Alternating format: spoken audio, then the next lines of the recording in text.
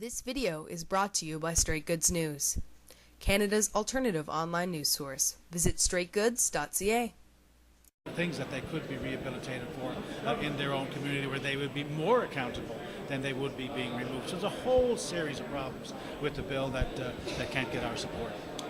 What can we expect, do you think, for the province's side?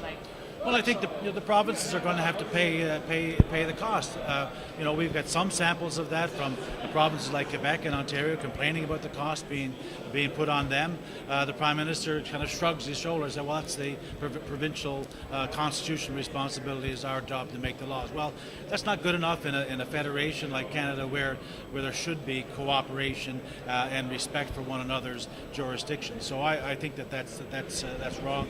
We've seen one sample from the PBO where the government said it would cost nothing, and the PBO says the Parliamentary Budget Officer's analysis is that it would cost $750 million over 5 years, and that's just for the conditional sentences aspect, one tiny aspect of the bill. So we don't know what the costs are because the government really hasn't bothered to find out. But what we do know from the experts that have testified before us is that these measures will not lead, in fact, to greater deterrence. They'll put some people in jail for longer, but these people will be getting out. They won't be any better rehabilitated. They're more likely to commit crimes again, and there'll be actually more crime and more victims. They didn't listen to the province of Quebec on the Youth Criminal Justice Act when they demonstrated that for decades Quebec has had the lowest rate of recidivism of all the provinces for decades. And instead, what they're doing is not saying, hey, we've got something that we can work with here and maybe it should work across the country. They're in fact changing that to make it more detrimental. That's not good enough.